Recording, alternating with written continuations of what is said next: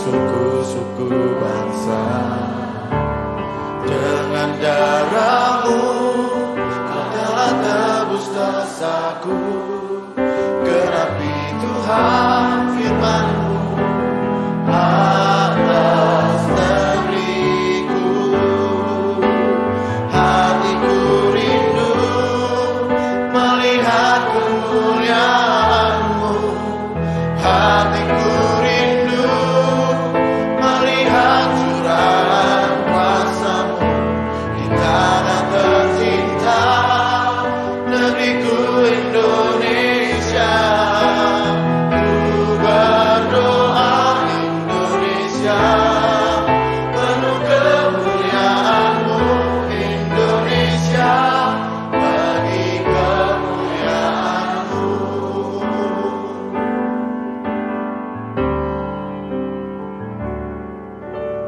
Yesuslah Tuhan yang layak ditinggikan, layak disembah oleh suku-suku bangsa. Dengan darah-Mu Kau telah tebus dosaku. Genapi Tuhan firman-Mu atas negeriku. Hatiku rindu melihat kemuliaan-Mu. Hatiku rindu melihat curahan kuasa-Mu di tanah tercinta, negeriku Indonesia. Ku berdoa Indonesia, penuh kemuliaan-Mu. Indonesia, bagi kemuliaan-Mu. Ya aku nyatakan kemuliaan-Mu. Ya aku nyatakan curahan kuasa-Mu di tanah. Selamat pagi Bapak Ibu jemaat sekalian. Tanpa terasa hari ini kita boleh memasuki minggu pertama bulan November tahun 2023. Hampir di penghujung tahun. Semua karena kebaikan, pertolongan, dan anugerah Tuhan yang besar buat kita. Amin Bapak Ibu. Amin. Puji Tuhan hari ini kita boleh kembali bersama-sama dipertemukan beribadah di rumah Tuhan. Semua karena anugerah Tuhan masih ada buat kita. Mari saya mengundang jemaat untuk bangkit berdiri. Kita akan mengawali ibadah kita dengan sepenuh hati kita dengan saat teduh terlebih dahulu.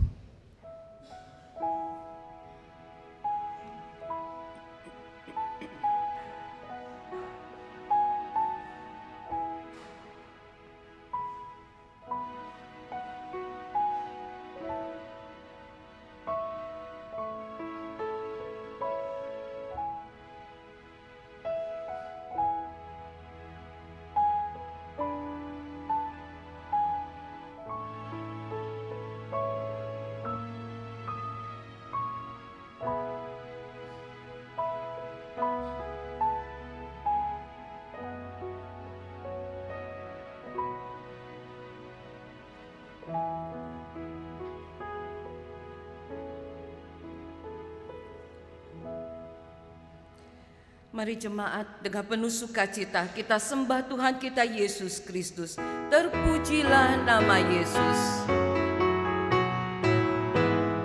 Terpujilah nama Yesus, malaikat bersujud. Terpujilah nama Yesus, malaikat sembahkan mahkota mulia. Sembahkan mahkota mulia, beri hormat padanya. Sembahkan mahkota mulia, beri hormat padanya.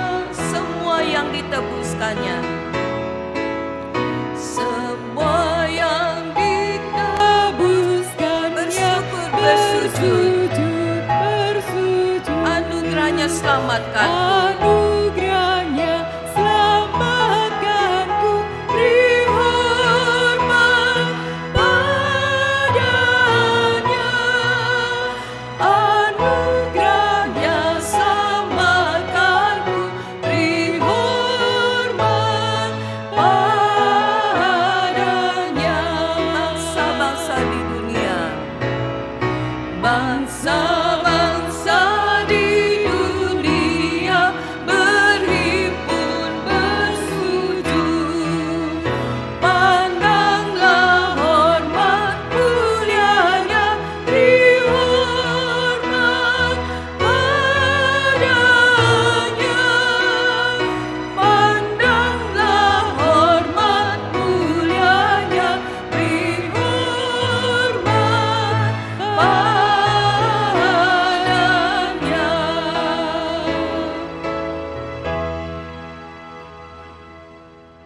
Jemaat yang dikasihi Tuhan Yesus Kristus, kita mulai ibadah pada pagi hari ini dengan satu pengakuan bahwa pertolongan kita datangnya dari Tuhan yang menjadikan langit dan bumi dengan segala isinya dan dengan setia memelihara umatnya untuk selama-lamanya. Turunlah atas saudara sekalian anugerah dan damai sejahtera dari Allah Bapa dan Tuhan kita Yesus Kristus, serta dalam persekutuan dengan Roh Kudus. Gloria Patri, berilah hormat padanya.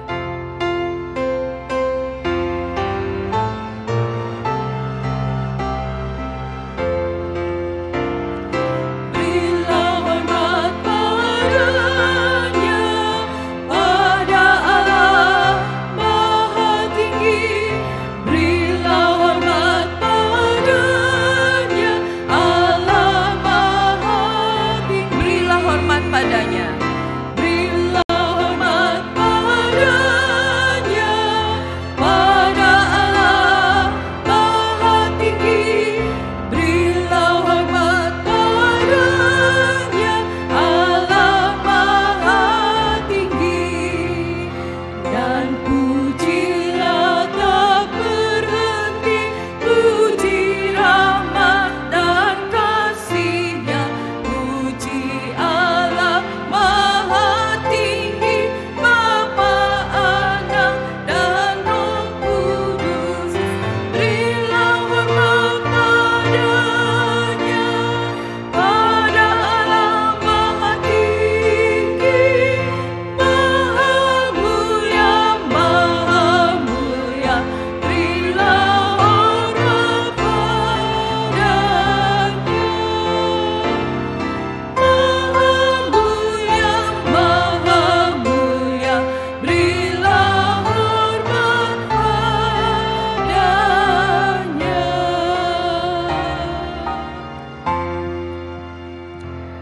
Mari Bapak Ibu jemaat sekalian, dengan penuh penyesalan dan penuh kerendahan hati kita memohon pengampunan dosa kita kepada Tuhan. Mazmur 24 ayat 3 hingga ayat yang keempat. Siapakah yang boleh naik ke atas gunung Tuhan? Siapakah yang boleh berdiri di tempatnya yang kudus? Orang yang bersih tangannya dan murni hatinya, yang tidak menyerahkan dirinya kepada penipuan dan yang tidak bersumpah palsu. Mari kita tundukkan kepala kita berdoa. Dengan hati penuh syukur kami datang menghampiri hadirat-Mu, karena kami percaya sebagai orang-orang beriman kami boleh datang memenuhi panggilan-Mu, undangan-Mu untuk beribadah pada pagi ini semata-mata hanya karena anugerah-Mu. Sebuah kesempatan yang indah yang boleh kami jalani, di mana kami sebagai orang-orang percaya boleh berrelasi, bersekutu dengan Engkau dan sesama saudara-saudara kami seiman, menyembah dan memuji akan Engkau ya Tuhan.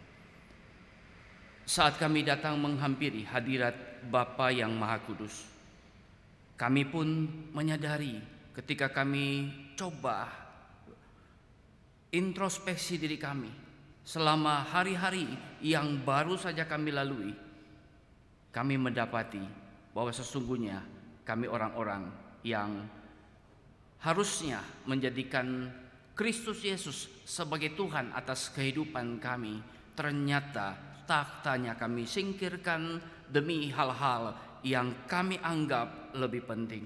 Mungkin itu keluarga kami, mungkin itu usaha kami, mungkin itu apapun yang kami cintai lebih daripada kami mencintai Tuhan. Tentu itu mengecewakan hatimu. Bahkan apa yang engkau perintahkan tidak kami lakukan, yang engkau larang justru yang kami lakukan. Di dalam diri kami, khususnya hati dan pikiran kami, tersimpan hal-hal yang jahat. Bapa, biarlah kiranya engkau mengampuni kami. Ketika kami berjuang di dalam dunia ini untuk meraih sesuatu yang kami dambakan, seringkali kami mengandalkan diri kami saja tanpa kami sungguh mengandalkan engkau. Itu pun tentu tidak memperkenankan hatimu. Ampuni kami ya Tuhan. Dan biarlah ketika kami datang menghampiri hadirat-Mu yang kudus di dalam ibadah pagi hari ini, kami boleh datang dengan hati yang sungguh terbuka, dengan satu kerinduan yang besar, di mana kami boleh menikmati hadirat-Mu. Kami boleh bersuka cita di dalam Engkau, di dalam dan melalui ibadah ini. Oleh karena itu ya Tuhan, kami mohon biar Engkau sendiri yang memberkati ibadah ini dari awal sampai pada kesudahannya, sehingga kami yang beribadah tidak pulang dengan percuma, tapi kami boleh membawa berkat Tuhan yang boleh meneguhkan, menguatkan iman kami melewati perjalanan hidup kami hari-hari di depan kami. Terima kasih Bapa. Biarlah segala kemuliaan boleh kami persembahkan kepada Dikau saja. Di dalam nama Tuhan Yesus Kristus kami sudah berdoa. Amin. Dan kalau berita anugerah yang terambil dari Kolose pasal yang pertama ayat 21 sampai dengan ayat yang ke-22, demikian bunyi firman Tuhan. Juga kamu yang dahulu hidup jauh dari Allah dan yang memusuhinya dalam hati dan pikiran seperti yang nyata dari perbuatanmu yang jahat, sekarang diperdamaikannya di dalam tubuh jasmani Kristus oleh kematiannya, untuk menempatkan kamu kudus dan tak bercela dan tak bercacat di hadapannya. Demikianlah berita anugerah dari Tuhan. Jemaat persilakan duduk. Bapak Ibu jemaat sekalian, hari ini firman Tuhan akan disampaikan oleh Pendeta Richard Lim, dilanjutkan dengan perjamuan kudus. Sebelumnya kita akan mengangkat pujian Sebenarnya Ku Tak Layak.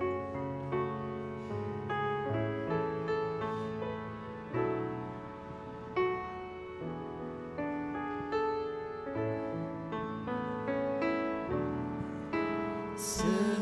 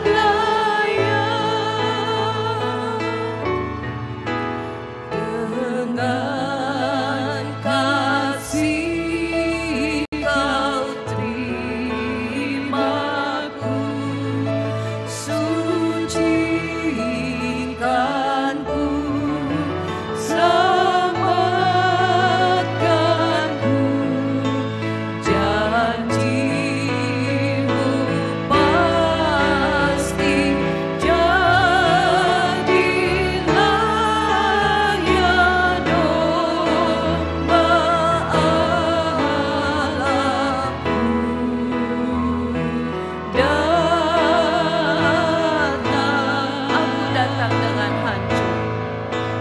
Aku datang dengan hancur, ku terluka dijamah, tak berdaya diselamatkan.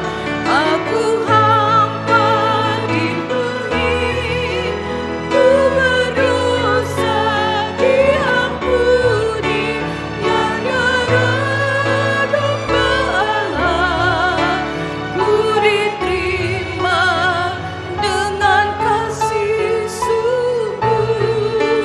Ku taklah. Saya undang jemaat untuk bangkit berdiri. Aku datang dengan hancur, ku terluka dijamah, tak berdaya diselamatkan. Aku hampa dipenuhi, ku berdosa diampuni, dan darah domba Allah, ku diterima dengan kasih sungguh. Ku tak layak, sungguh ku tak layak. Sungguh ku tak layak, sungguh ku tak layak. Sungguh ku tak layak.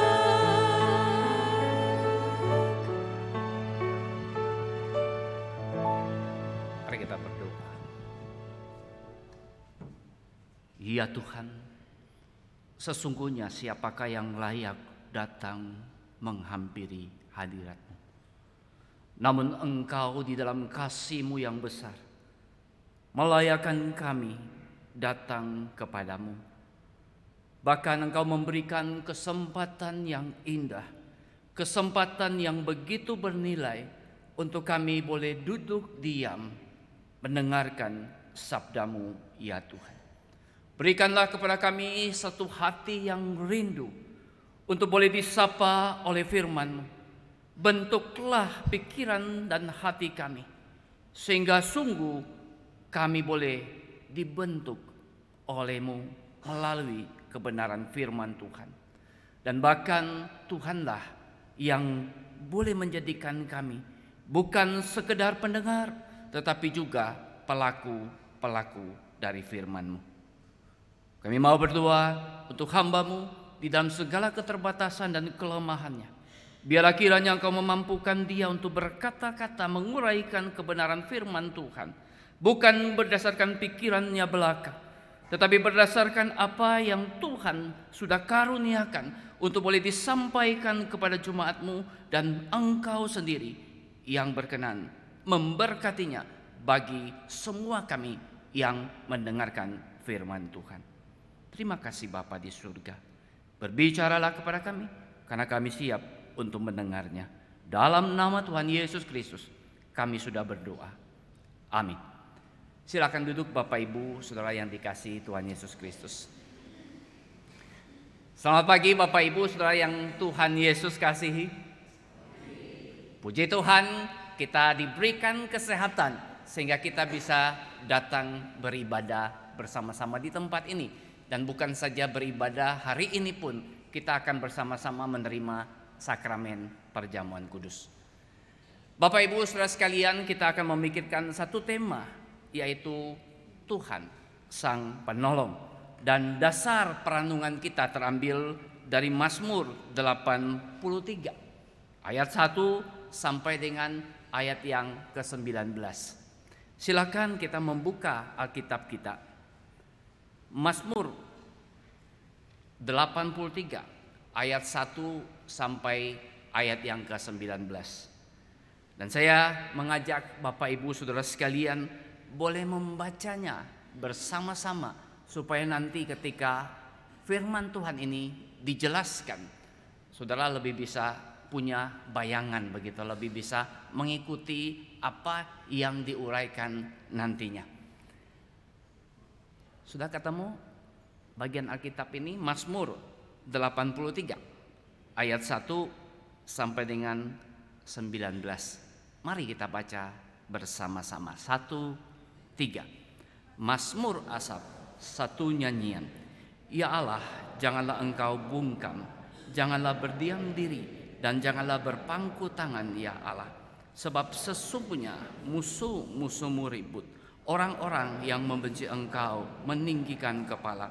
Mereka mengadakan permufakatan licik melawan umatmu, dan mereka berunding untuk melawan orang-orang yang kau lindungi. Marilah kita lenyapkan mereka sebagai bangsa, sehingga nama Israel tidak diingat lagi. Mereka telah mengadakan perjanjian melawan engkau, menghuni kemah-kemah Edom dan orang Ismail, Moab dan orang Hagar, Gebal dan Amnon dan Amalek, Filistia serta penduduk Tirus.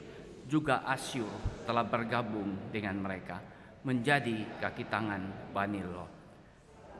Karena mereka seperti Midia, seperti Sisera, seperti Yabin dekat sungai Kison, yang sudah makan di Endor, menjadi pupuk bagi tanah. Buatlah para pemuka mereka seperti Oreb dan Seb, seperti Sebah dan Salmuna, semua pemimpin mereka yang berkata, marilah kita menduduki tempat-tempat kediaman Allah. Ya Allahku, buatlah mereka seperti dedak yang berterbangan, seperti jerami yang ditiup angin, seperti api yang membakar hutan, dan seperti nyala api yang menghanguskan gunung-gunung. Kejarlah mereka dengan badaimu, dan kejutkanlah mereka dengan puting beliungmu. Penuhilah muka mereka dengan kehinaan, supaya mereka mencari namamu, ya Tuhan. Biarlah mereka mendapat malu dan terkejut selama-lamanya.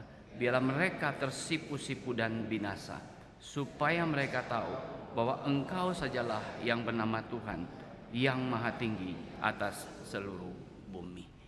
Sampai sekian jauh pembacaan firman Tuhan pagi hari ini. Bapak, Ibu, Saudara yang dikasihi Tuhan Yesus Kristus, Mazmur ini adalah nyanyian yang digubah oleh Asaf, seorang keturunan Lewi yang melayani di bait Allah sebagai penyanyi dan juga pemusik. Isi atau syair dari nyanyian ini adalah doa permohonan minta tolong kepada Tuhan yang dipanjatkan Asaf berkaitan dengan bangsanya yang sedang menghadapi ancaman besar, yaitu permufakatan atau persekongkolan dari 10 bangsa yang ingin menyerang, dan bukan saja menyerang tetapi bermaksud memusnahkan bangsa ini atau umat pilihan Allah.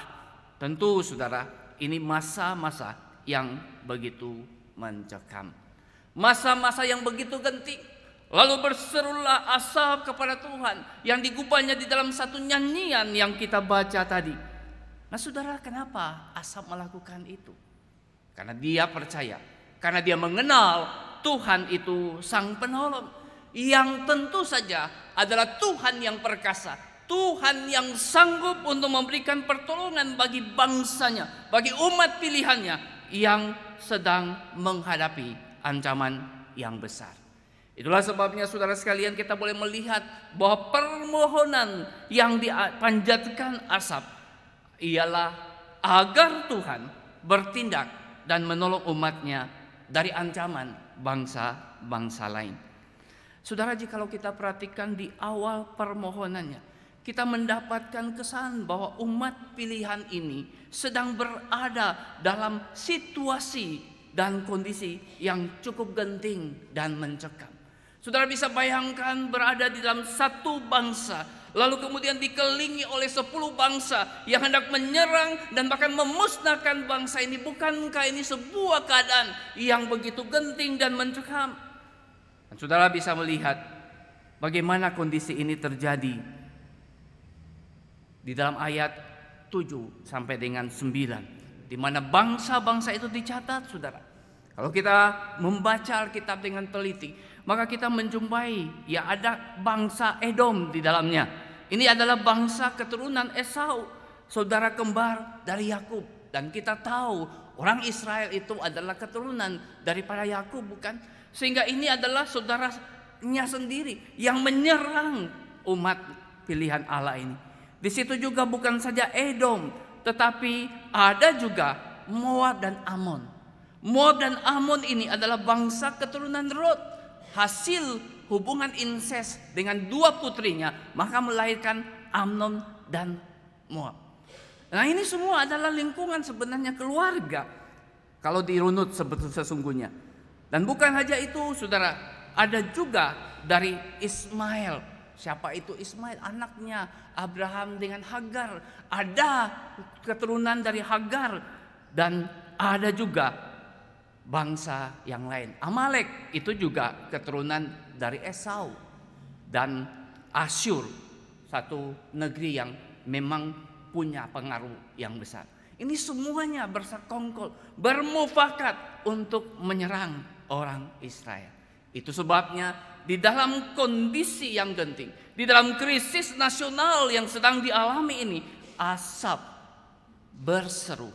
Ya, kita kalau perhatikan ayat yang kedua, sampai dia berpikir Allah ini sepertinya bungkam, Allah ini sepertinya diam, Allah ini sepertinya berpangku tangan, Allah ini sepertinya tidak bertindak apa-apa dan membiarkan bangsanya, umat pilihannya berada dalam situasi yang genting dan begitu mencekam, saudaraku. Sehingga dia berkata di dalam ayat kedua, ya Allah, janganlah engkau bungkam, janganlah berdiam diri, dan janganlah berpangku tangan, ya Allah. 3 kali dia katakan janganlah, janganlah, dan janganlah. Itu mengungkapkan bahwa kondisinya memang kondisi yang begitu sulit, kondisi yang begitu membuat keadaan terpuruk. Saudara, di tengah-tengah seperti itu, maka pasti meruntuhkan semangat, meruntuhkan perjuangan, meruntuhkan hal-hal yang didambakan oleh bangsa ini, sehingga mereka perlu ya berseru sebagaimana Asaf berseru kepada Tuhan. Saudara, benarkah Tuhan itu bungkam? Benarkah Tuhan itu berdiam diri? Dan benarkah Tuhan itu berpangku tangan?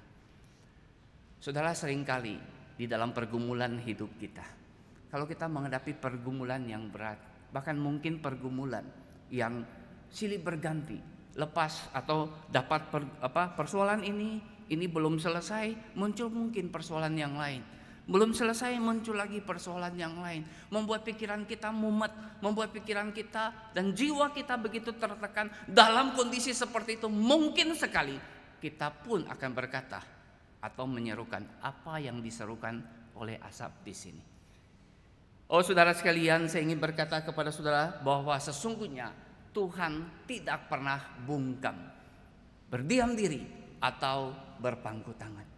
Seandainya saja Tuhan itu berdiam diri, seandainya Tuhan itu berpangku tangan, kita bisa bayangkan bahwa gerakan dari tata surya ini akan kacau luar biasa dan pasti terjadi kehancuran dunia ini. Karena Tuhanlah bukan saja yang menciptakan segala isi dunia ini, tapi dia juga adalah penopang. Dia juga yang bekerja mengatur sehingga peredaran daripada tata surya ini semua ada di dalam apa yang dia kerjakan, saudara. Jikalau dia berdiam diri, jikalau dia berpangku tangan dan tidak melakukan apa-apa, dan dia tidak bekerja, berkarya di dalamnya, dunia ini pasti roboh dan runtuh. Saudara, Tuhan itu tidak pernah lalai ataupun tertidur di dalam menjaga umatnya, termasuk dengan saudara dan saya, saudara. Inilah yang harus kita imani. Tuhan tidak pernah tertidur, Tuhan tidak pernah lalai di dalam pemeliharaannya dan di dalam penjagaannya atas umatnya. Tetapi betapa sering kita merasa Tuhan itu diam. Saya sudah banyak berdoa, sudah banyak berseru kepada Tuhan di tengah-tengah persoalan yang begitu menindih hidup saya, tapi Tuhan tidak berkata apa-apa, Tuhan tidak melakukan apa-apa, Tuhan tidak bertindak. Karena sudut pandang kita dengan sudut pandang Tuhan itu berbeda.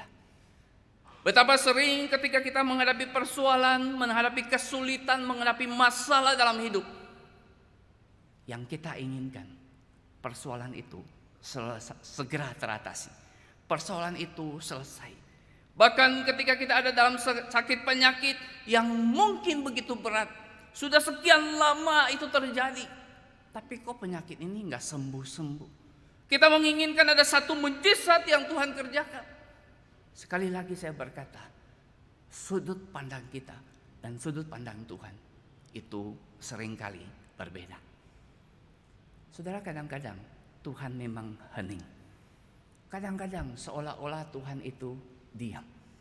Karena Dia punya sudut pandang agar supaya iman kita itu bisa mengalami pertumbuhan di tengah-tengah ujian yang Dia izinkan terjadi. Bahkan bukan saja iman kita bertumbuh, tapi bagaimana Dia mengembangkan sebuah karakter di dalam diri kita. Untuk karakter yang boleh juga mengalami perubahan-perubahan, di mana karakter itu terus-menerus bisa dibentuk semakin hari semakin menyerupai Tuhan Yesus Kristus. Itulah yang terjadi saudara-saudara di dalam kehidupan setiap kita. Kalau engkau hari ini punya persoalan, punya masalah dalam hidupmu, mungkin engkau juga berkata seperti Asaf ini, jangan bungkam ya Tuhan, jangan diam, jangan berpangku tangan, berikan pertolongan-Mu bagi saya, segeralah bekerja, segeralah angkat beban ini. Tapi di dalam sudut pandang Tuhan, Tuhan tetap biarkan agar kita bergumul di dalamnya. Dan di dalam pergumulan-pergumulan itu, iman kita boleh bertumbuh. Ketika tidak ada persoalan dalam hidup kita, ketika hidup kita akan selalu lancar, aman dan nyaman, apa yang terjadi saudara? Yang terjadi kita pasti melupakan Tuhan. Bukankah setiap kali persoalan kesulitan yang kita hadapi, apa yang kita lakukan terlebih dulu? Pasti dengan segala usaha dan daya upaya kita kan? Dan biasanya ketika kita terbentur sesuatu yang rasanya kita harus menyerah, maka di situ baru kita cari Tuhan. Karena itu saudara, Tuhan mengizinkan persoalan, mengizinkan masalah, mengizinkan kesulitan yang terjadi, supaya umatnya itu boleh datang dan mau berserah serta mengandalkan Tuhan melewati persoalan pergumulannya. Saudara, masa itu umat pilihan Allah sedang dalam krisis yang begitu luar biasa, dan itulah yang memaksa umatnya, khususnya Asaf, berseru sebagaimana yang dicatat di dalam Mazmur 83 ini. Kalau nggak ada itu kan nggak akan berseru, bukan? Kalau nggak ada itu kan tidak akan mengandalkan Tuhan. Tapi dengan adanya persoalan, dengan adanya kesulitan, dengan adanya tekanan yang begitu luar biasa, maka Asaf boleh berseru kepada Tuhan.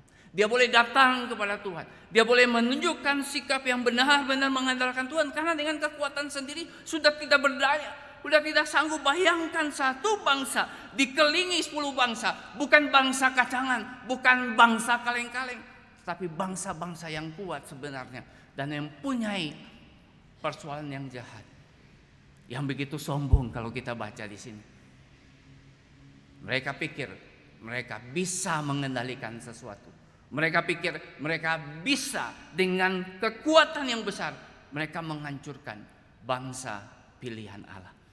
Ternyata tidak, saudara kan. Nah, saudara sekalian, ingatlah, Tuhan itu tidak pernah bungkam. Tuhan tidak pernah berdiam diri, dan Tuhan tidak pernah berpangku tangan. Dia akan terus bekerja. Bukankah Roma 8:28 bahwa Allah turut bekerja di dalam segala sesuatu untuk mendatangkan kebaikan bagi orang-orang yang mengasihi Dia, yang terpilih sesuai dengan rencananya. Ini kita pegang, saudara, bahwa Allah itu akan selalu bekerja, dan Dia bekerja dengan satu tujuan khusus kepada orang-orang yang mengasihi Dia. Dia punya rencana tersendiri kepada yang dikasihi olehnya. Yang kedua, kita lihat bahwa permohonan agar Tuhan melakukan apa yang pernah dilakukannya di masa lalu. Kalau saudara perhatikan ayat-ayat selanjutnya, misalnya ayat yang ke-10 sampai dengan ayat yang ke-13. Ini disinggung di situ.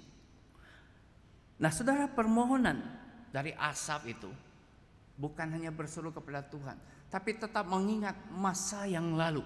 Bagaimana Tuhan menolong bangsa ini melewati berbagai macam tantangan, berbagai macam hal. Maka pasti Tuhan yang sama, Tuhan Sang Penolong itu juga akan mampu menolong di dalam persoalan saat ini.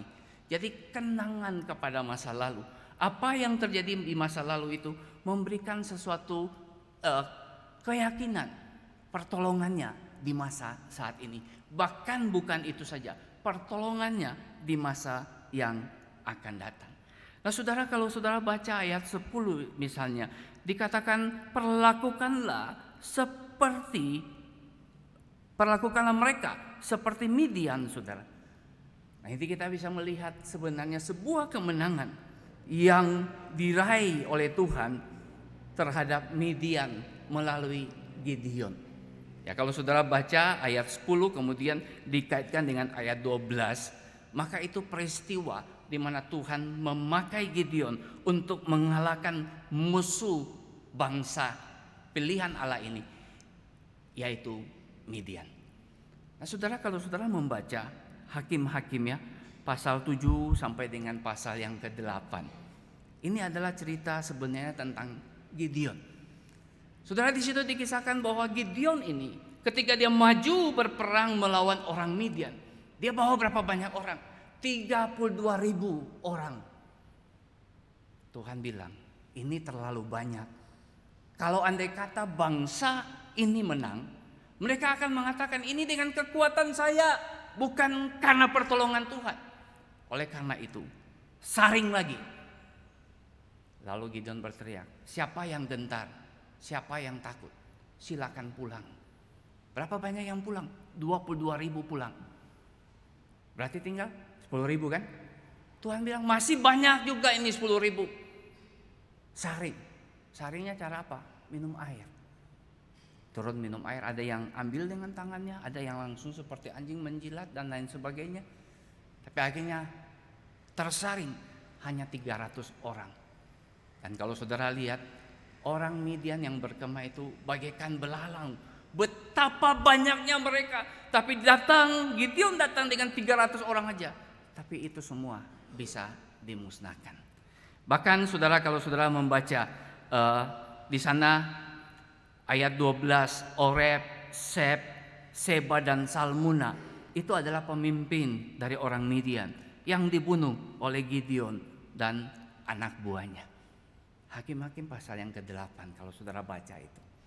Nah, saudara, bagaimana karya Tuhan di masa lalu yang diingat Asaf, dan dia ingin Tuhan boleh melakukan yang sama di masa sekarang.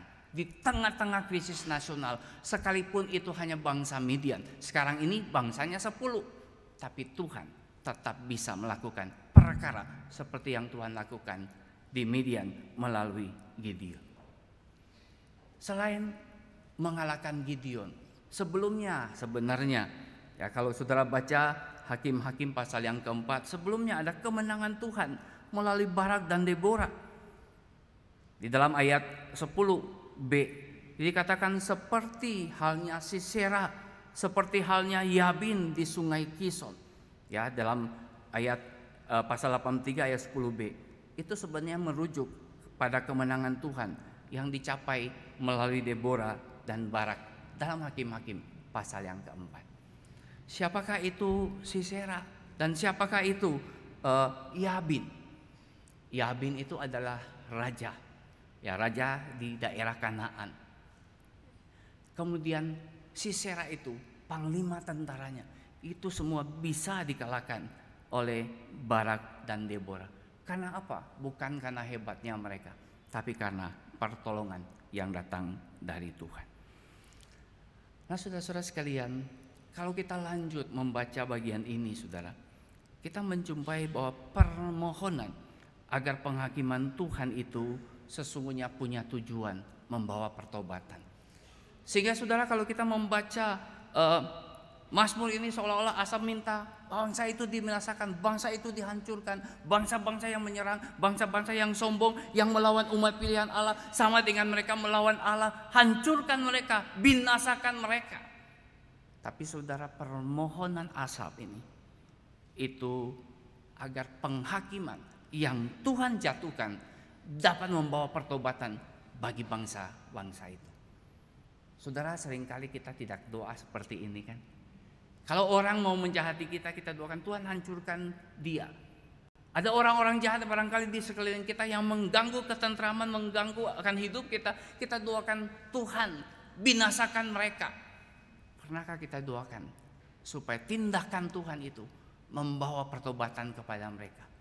Asaf berdoa seperti ini. Sehingga ketika dia berdoa seolah-olah yang tercatat seluruhnya, sebagian besar itu kehancuran atau penghakiman Tuhan, tetapi tetap ada sebuah nada yang positif agar mereka bisa bertobat. Nah, saudara, kita bisa melihat kalimat-kalimat yang diucapkan di dalam ayat-ayat selanjutnya, secara khusus ayat yang ke-17 ya, dari 16 lah. Kejarlah mereka dengan badaimu dan kejutkanlah mereka dengan puting beliung. Penuhi muka mereka dengan kehinaan, supaya mereka mencari namamu ya Tuhan. Kata nama, saudara, kita perlu pahami bukan sekedar nama. Ya, Shakespeare mengatakan apa arti sebuah nama, bukan itu maksudnya. Tapi ketika Alkitab menulis tentang nama yang berkaitan dengan Allah, itu sebenarnya bukan sekedar nama, tapi itu adalah pribadi daripada Allah itu sendiri. Sehingga ketindakan penghakiman yang Allah turunkan kepada bangsa-bangsa yang sedang mengepung orang Israel itu dapat memberikan pertobatan, sehingga mereka boleh mencari nama Tuhan. Mereka boleh mencari pribadi Tuhan itu sendiri. Dan waktu mereka mencari pribadi Tuhan itu, diharapkan ada sebuah relasi yang bisa mereka bangun dengan Tuhan. Jadi saudara, kalau kita cermati baik-baik, itu kata Tuhan huruf besar semua. Sebenarnya dari bahasa Ibrani YHWH, tetragramapon, yang biasa atau seringkali dibaca Yahweh. Padahal sebenarnya tidak bisa dibaca. Kenapa? Karena tidak ada vokalnya, semuanya konsonan. Yang nggak bisa dibaca ya baca YHWH sebenarnya. Tapi untuk memudahkan lalu ditambahin semacam vokal untuk bisa dibaca Yahweh. Ada yang sebut juga Yehuwa, ada juga Yehova dan sebagainya. Tetapi yang jelas YHWH. Inilah nama daripada Allah, nama perjanjian Allah dengan umat pilihannya. Artinya ini satu-satunya Allah yang berkuasa. Satu-satunya Allah di mana orang-orang itu perlu datang mencari Dia, perlu punya relasi dengan Dia, sehingga perjalanan hidupnya boleh diberkati oleh Allah ini. Inilah yang didoakan oleh Asaf, saudara. Bahkan saudara, kalau saudara membaca selanjutnya sampai ayat yang ke-19, itu supaya mereka tahu bahwa Engkau sajalah yang bernama Tuhan yang maha tinggi atas seluruh bumi. Mengetahui Tuhan saja yang maha tinggi atas seluruh bumi. Mengetahui Tuhan Allah perjanjian yang mengikrarkan perjanjian dengan umatnya. Inilah Tuhan yang berdaulat atas seluruh bumi. Kedaulatannya itu nyata. Segala tindakan, segala rencana-rencana pada diri manusia, rancangan yang dibuat manusia, hanya kehendak Tuhanlah yang terlaksana. Boleh manusia itu punya rencana, manusia itu boleh merancangkan segala sesuatu, tapi keputusan Tuhan itulah yang terlaksana. Bukankah itu yang ditulis Salomo dalam Amsal, bukan? Bahwa banyaklah rancangan dalam diri manusia, tetapi keputusan Tuhanlah yang terlaksana. Bapak Ibu Saudara sekalian, saat kita mempelajari ini dan kita coba menerapkan dalam diri kita, Tadi saya sudah katakan, saat kesulitan hidup, saat pergumulan berat, mungkin kita bertanya, Tuhan kok diam? Ingat, Tuhan tidak pernah diam. Dia akan selalu bekerja. Sudut pandang kita dengan sudut pandang Tuhan itu berbeda. Tetapi ketika kita pelajari lagi apa yang dituliskan Asaf ini, kita melihat bahwa Asaf sebagai seorang warga negara, melihat bangsanya di dalam krisis yang begitu besar, melihat bangsanya dalam pergulatan atau masalah yang besar, berada dalam situasi genting dan mencekam. Sebagai warga negara, dia berdoa bagi bangsanya. Saudara, saya ingin mengajak kita sekalian bahwa sebagaimana Asaf berdoa bagi bangsanya, kita pun perlu berdoa bagi bangsa dan negara kita saat ini. Saudara, ketika saudara mengikuti berita-berita, baik itu di televisi ataupun berita-berita online, saudara melihat kondisi bangsa kita saat ini kan? Pergulatan, persoalan-persoalan menjelang pemilu ini menimbulkan banyak hal yang bisa saja menjadi ancaman bagi bangsa kita. Ada berita-berita yang hoax barangkali, yang membuat akhirnya ada kubu-kubu yang bertentangan, ada kubu-kubu yang berlawanan. Silakan, boleh berbeda pilihan, tapi jangan ada perpecahan. Inilah yang patut kita doakan, supaya semuanya ini di dalam persiapan, bahkan nanti sampai hari H pemilu itu bisa berjalan dengan lancar. Pemilu itu betul-betul bisa terjadi dengan luber dan jurdil, langsung umum, bebas, rahasia, jujur dan adil. Ini bisa terlaksana sehingga ke depan nanti bangsa ini akan terus bisa maju.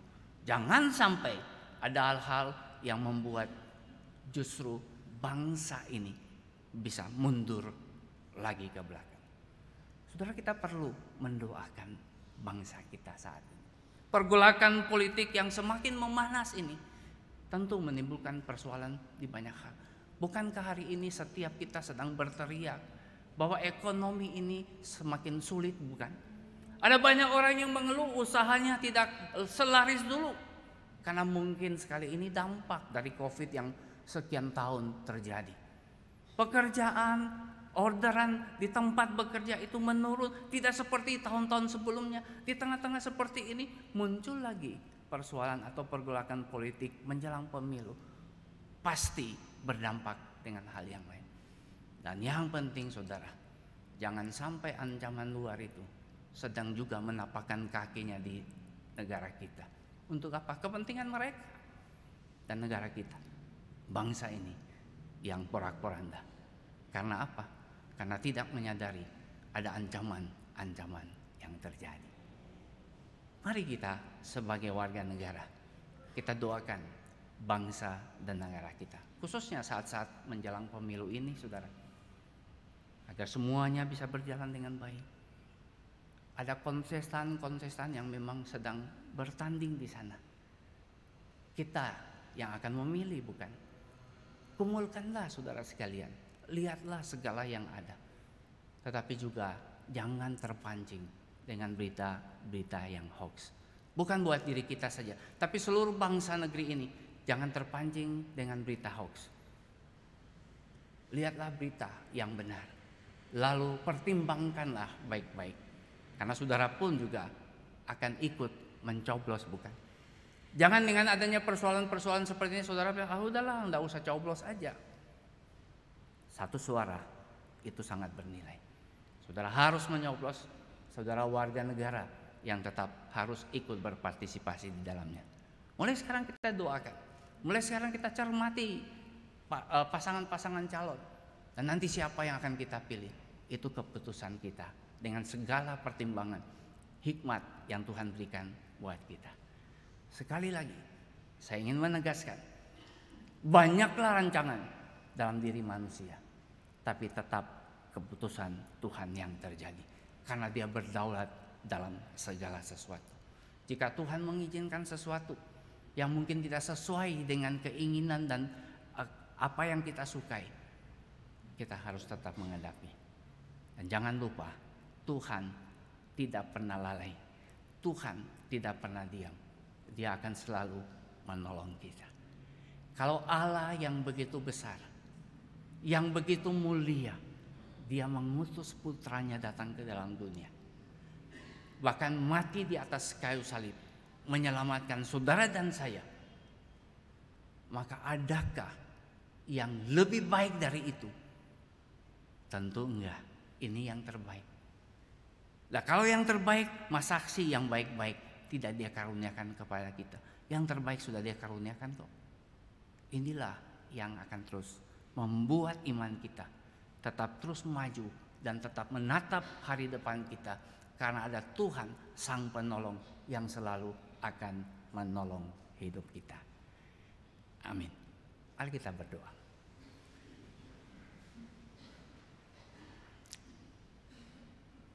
Ya Tuhan,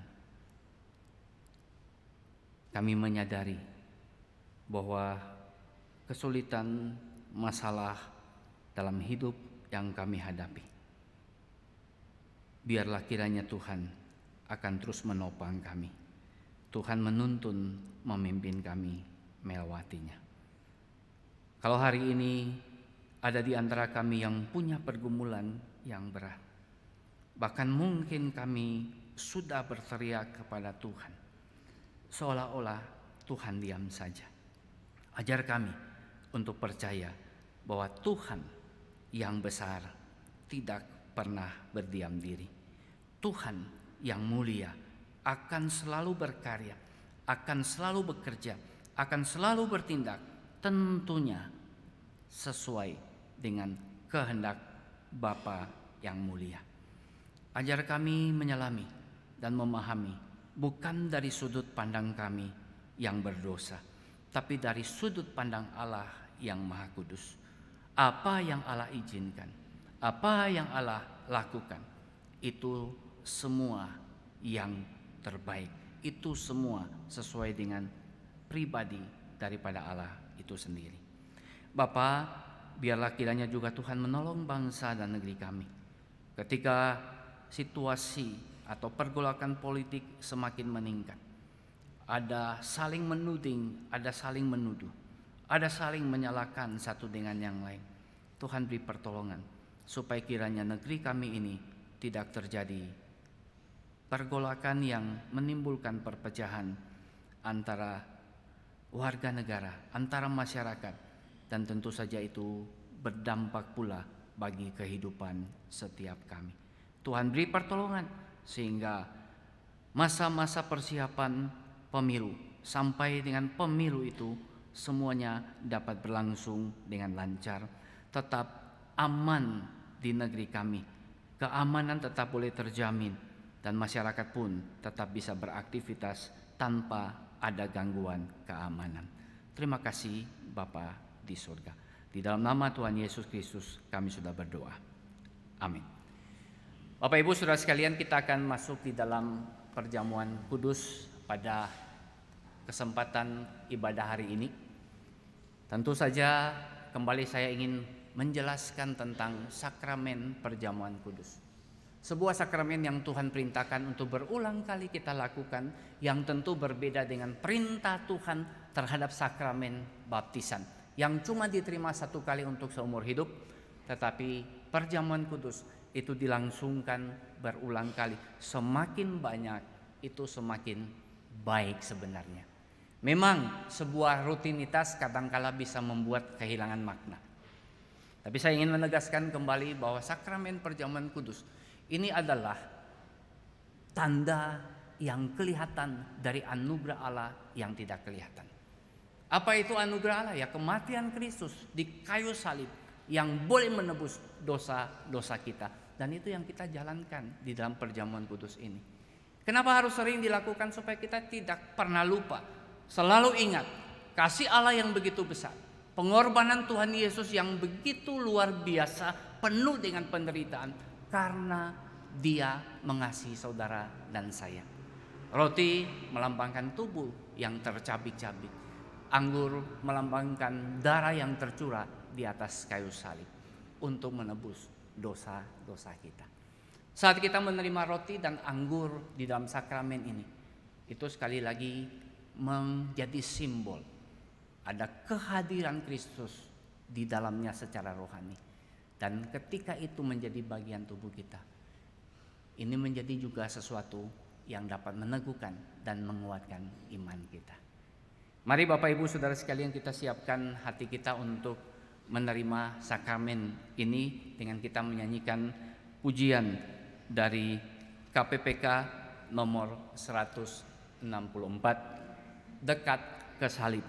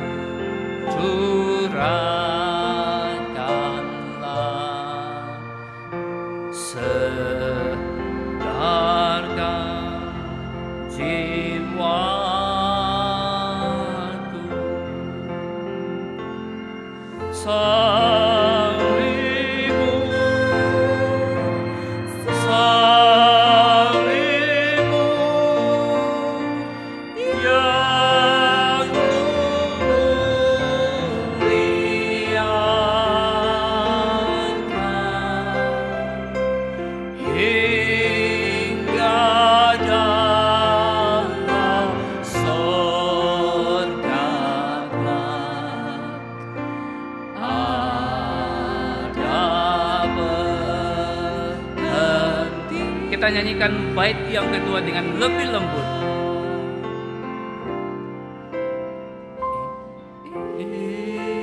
Imanku yang terkecil,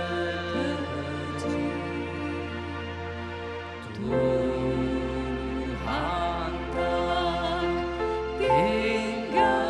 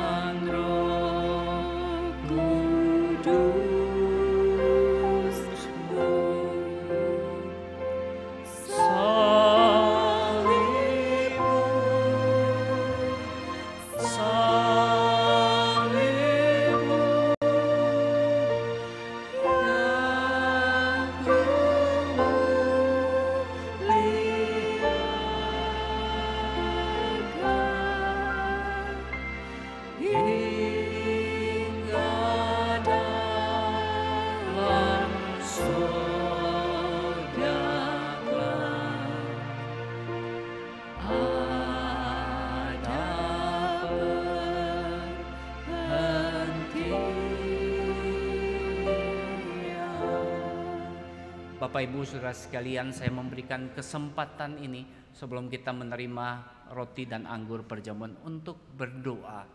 Setiap pribadi berdoa, mengakui akan dosa-dosanya secara spesifik. Tadi kita hanya mengakui dosa secara umum, bukan?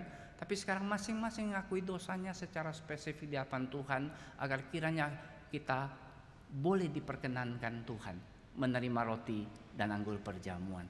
Silakan kita berdoa.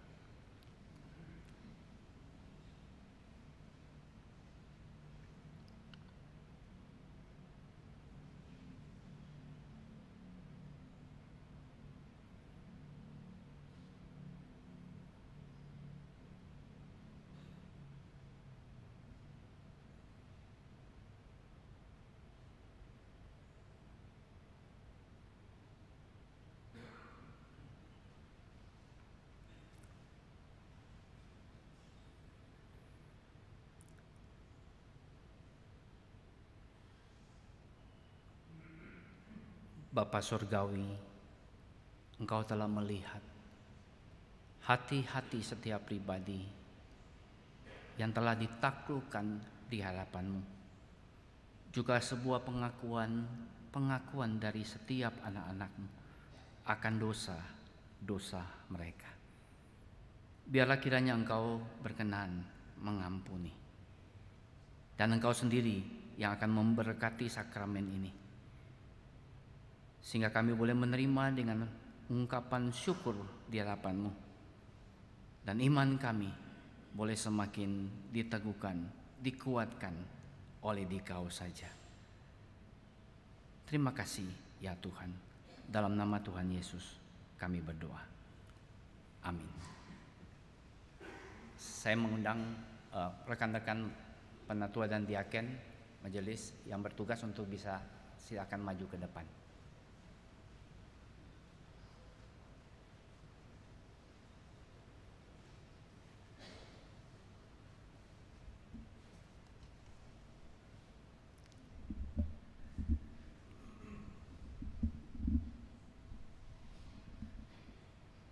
Bapak Ibu, saudara-saudara yang dikasihi Tuhan Yesus Kristus, saya ingin kembali menegaskan bahwa sakramen perjamuan kudus ini diperuntukkan bagi mereka yang telah percaya kepada Kristus. Tentu kita tidak tahu sedalam hati setiap saudara sekalian, tapi biasanya kita memakai patokan yaitu yang sudah dibaptis dewasa ataupun yang sudah menerima peneguhan sidi. Merekalah yang boleh menerima sakramen perjamuan kudus ini. Jadi apabila Bapak Ibu Saudara yang belum menerima baptisan dewasa atau belum menjalani peneguhan sidi, maka saudara belum perlu untuk menerima roti dan anggur ini. Baik Bapak Ibu Saudara sekalian, sambil roti dan anggur nanti dibagikan, silakan pianis memainkan lagu yang tadi.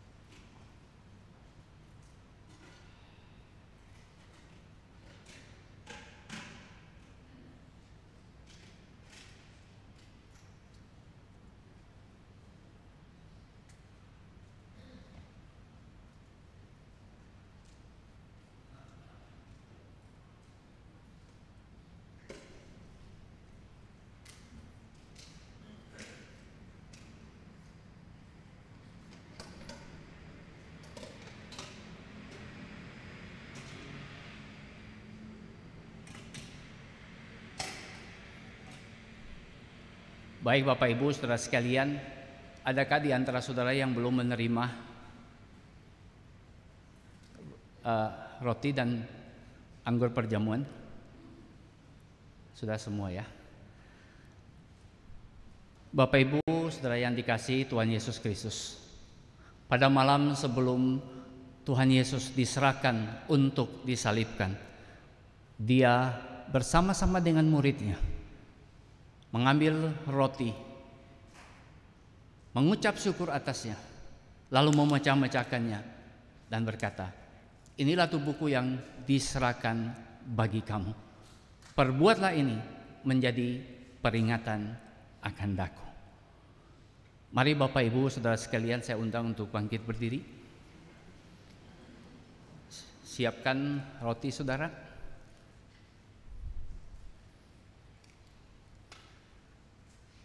Mari dengan penuh ucapan syukur kita makan roti ini.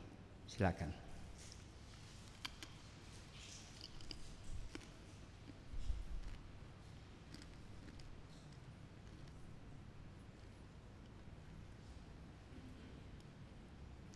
Saya mengundang Penatua John Lead untuk memimpin kita di dalam doa syukur. Mari kita berdoa. Tuhan Allah Bapa yang bertahta dalam kerajaan surga, Tuhan kami bersyukur, berterima kasih Tuhan, jikalau pada pagi hari ini Tuhan kembali setiap kami Tuhan boleh mengikuti sakramen perjamuan kudus Tuhan. Biarlah Tuhan melalui sakramen ini Tuhan, setiap kami boleh kembali diingatkan Tuhan, dan setiap kami boleh senantiasa mengingat betapa besar cinta kasih Tuhan bagi setiap kami Tuhan. Kami yang sesungguhnya orang-orang yang harusnya dimurkai Tuhan, tapi oleh karena kebaikan dan kemurahan Tuhan, Kau mau datang Tuhan untuk menebus setiap kami Tuhan, sehingga kami yang harusnya binasa Tuhan boleh memperoleh keselamatan Tuhan. Tuhan, biarlah di sisa kehidupan kami Tuhan, kami senantiasa boleh berjalan di dalam kebenaran firman Tuhan. Kami boleh terus mengingat akan salib Tuhan yang begitu berharga bagi hidup kami Tuhan. Dan biarlah Tuhan melalui kesempatan kami boleh mengingat cinta kasih Tuhan, bukan menjadi rutinitas Tuhan, tapi biarlah melalui sakramen ini Tuhan, iman kami Tuhan boleh semakin dikuatkan, semakin diteguhkan Tuhan, sampai satu saat Tuhan kami boleh berjumpa dengan Engkau Tuhan. Terima kasih Tuhan, dalam nama Tuhan Yesus kami berdoa. Amin. Amin. Terima kasih Penatua John. Jemaat dipersilakan untuk duduk.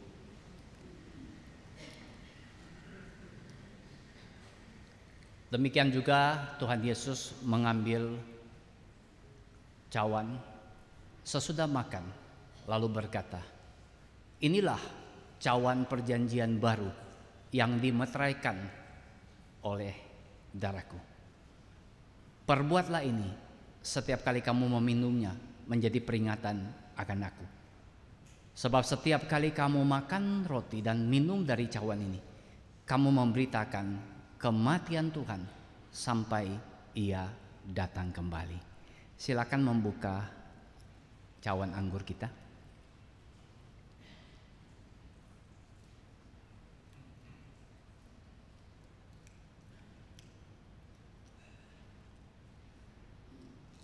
Sudah dibuka semuanya. Saya kembali mengundang kita untuk bangkit berdiri, dan kita akan menerimanya bersama-sama dengan ucapan syukur. Mari kita minum anggur ini.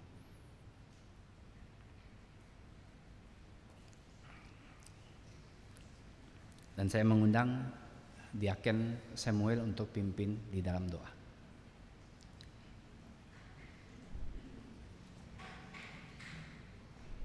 Siapakah kami Tuhan yang begitu mendapatkan perhatian Kau begitu melindungi kami, mengasihi kami, sehingga rela untuk berkorban mati di kayu salib.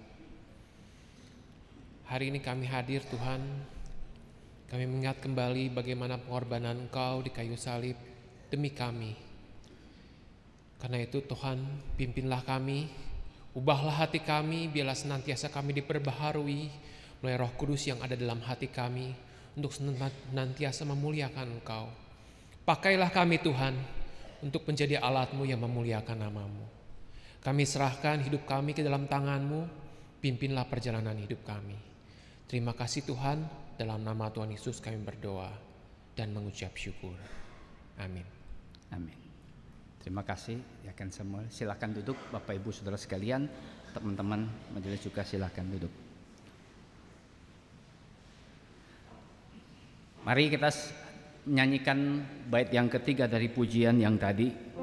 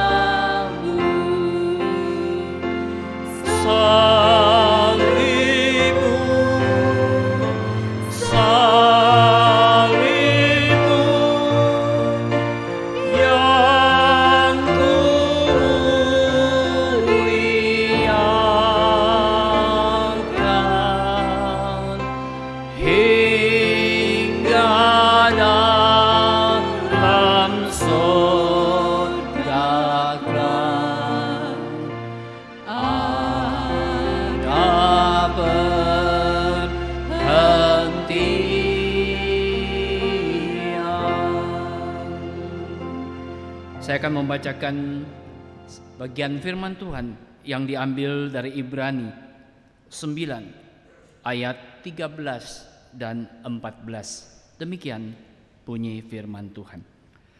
Sebab jika darah domba jantan dan darah lembu jantan dan percikan abu lembu muda menguduskan mereka yang najis sehingga mereka disucikan secara lahiriah, betapa lebihnya darah Kristus yang oleh Roh yang kekal telah mempersembahkan dirinya sendiri kepada Allah sebagai persembahan yang tak bercacat, akan menyucikan hati nurani kita dari perbuatan yang sia-sia, supaya kita dapat beribadah kepada Allah yang hidup. Demikianlah sakramen perjamuan kudus, dan saya kembalikan kepada liturgis.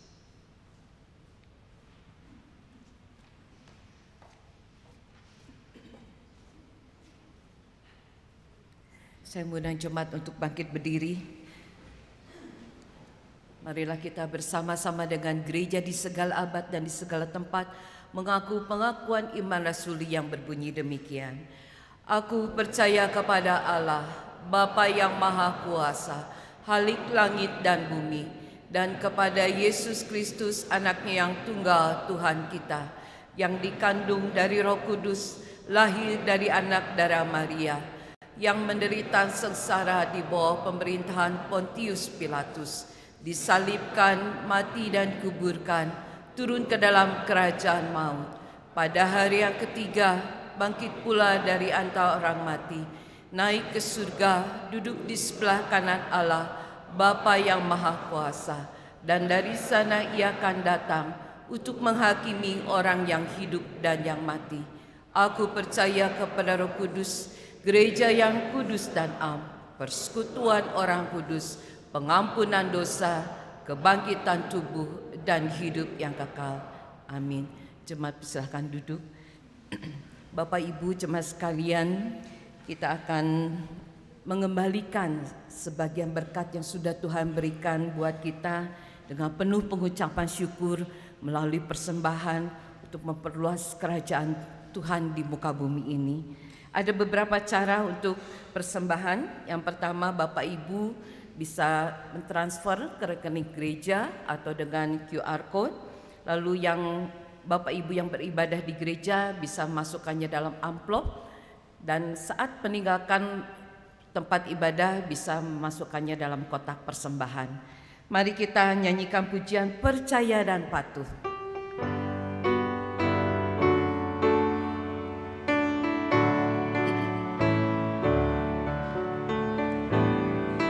Bersama Tuhanku dalam terang firman-Nya, Dia yang menyinari jalanku. Ku turut perintah-Nya, Dia tinggal dalamku, beserta umat-Nya yang patuh.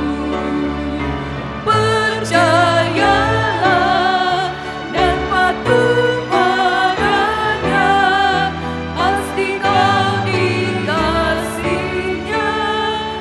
Hanya percayalah. Hilang awan gelap, lenyap bayang maut, saat tampak wajah Tuhanku.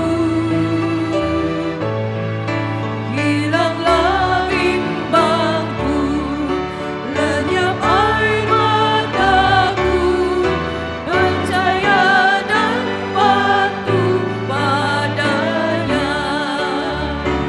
Percayalah dan patuh padanya, pasti kau dikasihinya.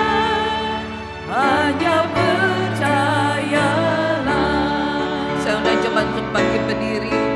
Tiada beban berat, tiada kesusahan, penderitaanku yang peduli. Hilanglah sedihku, lenyaplah hinaku, karena anugerah-Nya besarlah. Percayalah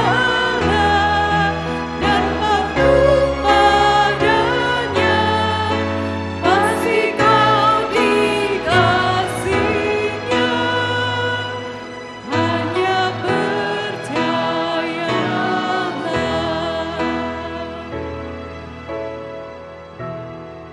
Mari jemaat sekalian, kita rendahkan hati di depan Tuhan. Kita mau bersyukur untuk segala kebaikan Tuhan kepada setiap kami.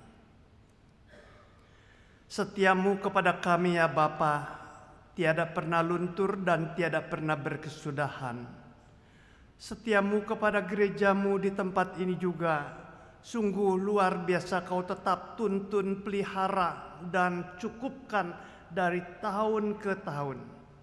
Terima kasih Bapa untuk segala pemeliharaan-Mu yang nyata sehari lepas sehari, bulan demi bulan, dana operasional yang semakin membengkak. Namun Tuhan tidak pernah berdiam diri, melainkan memegang kendali.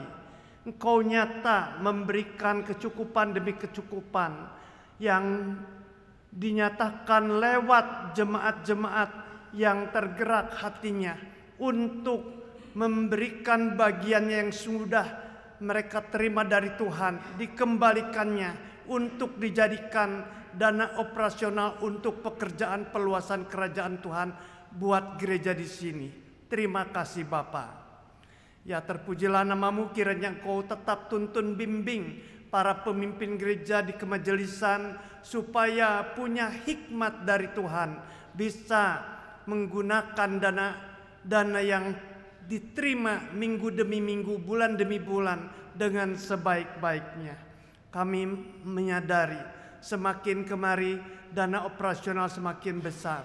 Gerejamu belum lama juga telah mengganti akan genteng daripada gereja yang sudah 30 tahun usianya. kami juga telah memasang perbaikan-perbaikan baik layar LCD ataupun air condition di lantai atas di sini.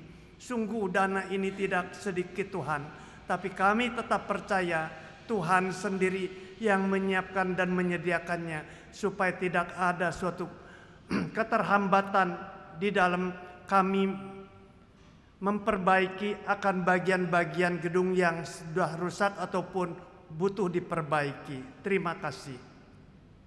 Bapa Surgawi, dalam kesempatan ini hamba-Mu juga mengingat sebulan lebih tersisa untuk kami bersama-sama merayakan hari peringatan kelahiran-Mu Yesus Kristus Juru Selamat, yaitu hari Natal, di mana gereja-Mu komisi demi komisi sedang dan sudah menyiapkan akan peringatan atau perayaan-perayaan yang akan dikerjakan.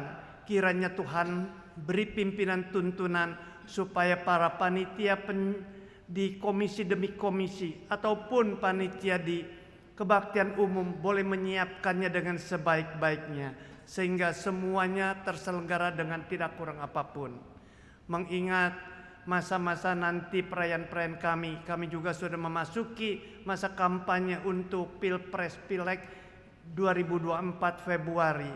Tolong Bapak supaya para panitia atau gereja Tuhan tidak menyelenggarakan perayaan-perayaan dengan over ataupun berlebih-lebihan, melainkan semuanya diberlangsungkan dengan hikmat, dengan suatu yang merasakan penuh hormat kepada kemuliaan Tuhan Yesus yang sudah lahir ke dalam dunia ini. Jauhkanlah kami dari suatu permainan-permainan perayaan yang menghambur-hamburkan dana ataupun menghambur-hamburkan suatu pajangan demi pajangan yang sungguh akan menimbulkan suatu keirian dari pihak-pihak luar Tuhan.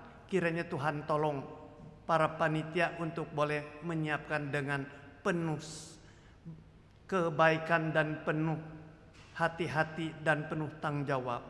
Dalam kesempatan ini pula kami mengingat untuk konser dari Little Seraphim Choir yang akan diselenggarakan tanggal 16 Desember. Di sini pula kami rindu, Tuhan tolong campur tangan.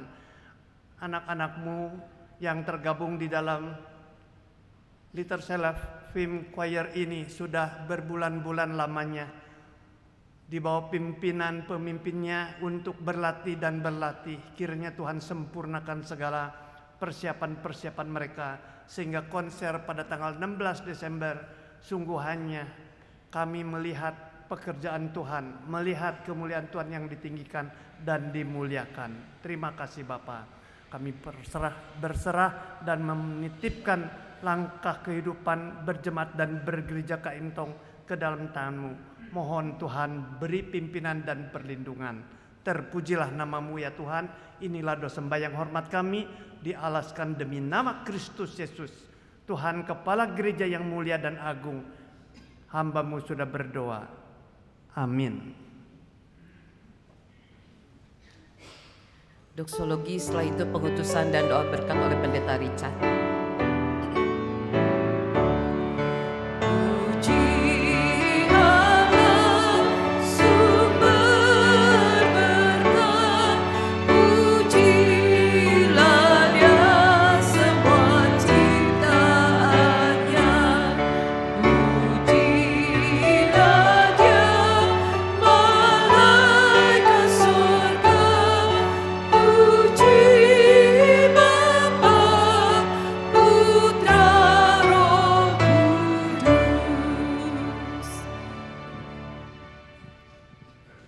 Jemaat yang dikasihi Tuhan Yesus Kristus, kembalilah dalam keseharian hidupmu dan ingatlah apapun yang engkau alami, tetaplah bersandar dan berharap pertolongan dari Tuhan.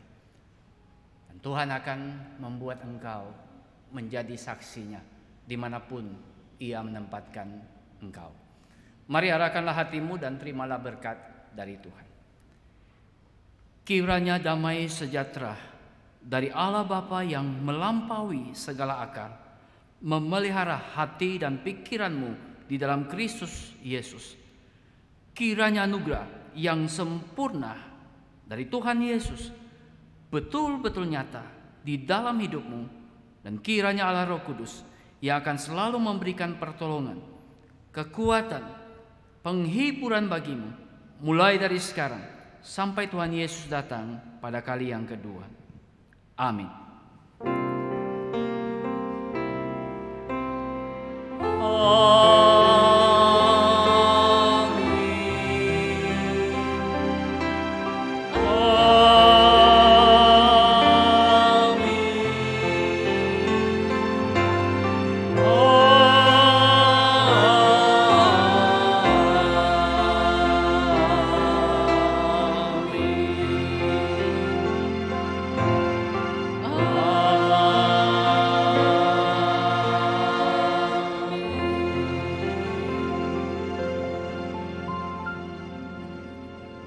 Jemaat dipersilakan untuk duduk kembali.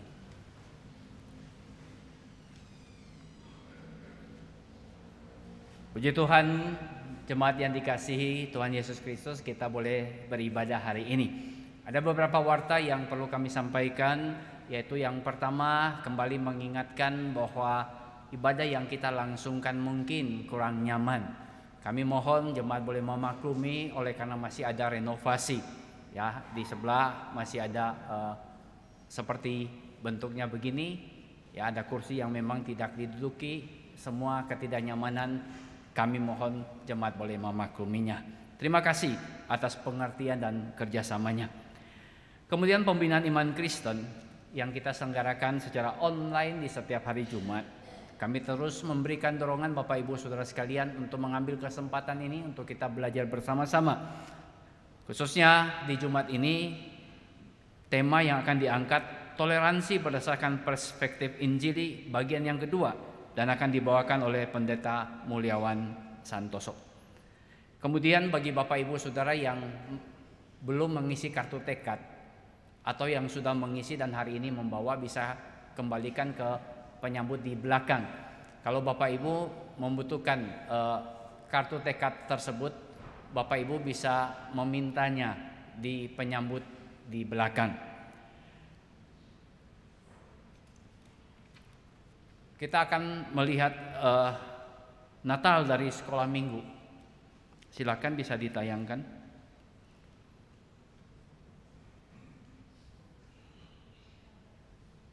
Poster, oh ada video. Silakan videonya juga.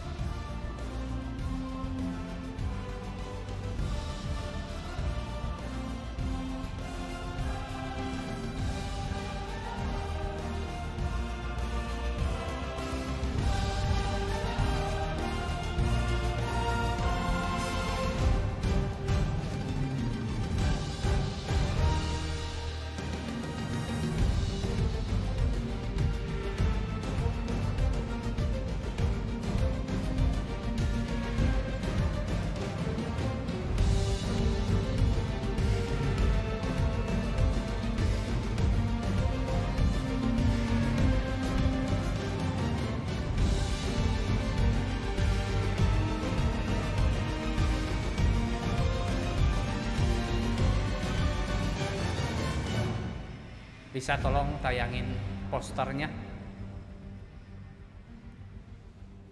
Bapak Ibu Saudara sekalian, Natal Sekolah Minggu GKIM Kaimtong itu akan diadakan pada tanggal 2 Desember 2023. Kami menghimbau para orang tua untuk mendaftarkan anak-anaknya di link pendaftaran yang sudah dibagikan di WA Group kelas.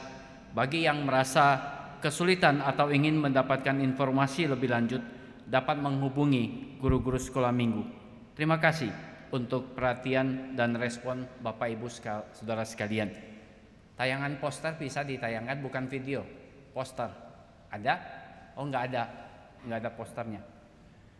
Ya, Demikianlah warta kita hari ini. Terima kasih atas perhatian Bapak Ibu Saudara sekalian. Tuhan Yesus memberkati kita semua.